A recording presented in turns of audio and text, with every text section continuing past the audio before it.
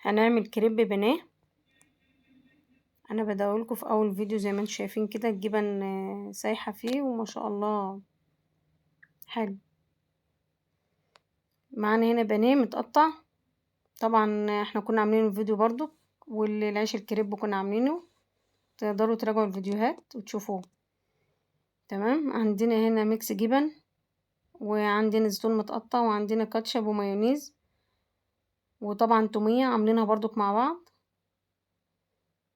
هذا الكريب بتاعنا تومية، وبعدين كاتشب، وبعدين مايونيز، وبعدين احط الميكس جبن، واحط البانيه، وارجع برضو احط عليه الزيتون، واحط عليه برضو تومية وكاتشب ومايونيز، واحط عليه الجبن، وهلفه بقى مثلث، وهحطه هنا بقى عند في التوستر. اللي ما عندوش توستر يا جماعة ممكن القلاية على النار ومسحة بسيطة زيت وتحطوه، بس تحاولوا ان انتوا تضغطوا عليه بحاجة، يعني ممكن بالمعلقة كده تضغطوا عليه بأي حاجة، تحاولوا تضغطوا عليه كده على طول. يعني اللي ما عندوش توستر عادي بيمشي في القلاية عادي، مفيش مشكلة.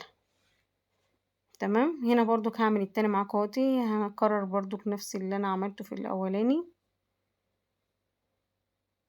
وجربوها هيعجبكم. ده كان غدانا. طبعا انتوا تقدروا تعملوه، ممكن تعملوا ميكس جبن ببطاطس، وممكن تعملوا كريب كفتة، ممكن تعملوا ستريبس براحتكم. انا كنت عاملة بانيه فقلت هعمله بقى بانيه وخلاص. فتقدروا تعملوا بأي حاجة، يمشي ميكس جبن مع بطاطس مفيش مشكلة، اي حاجة يعني، مش شرط يعني.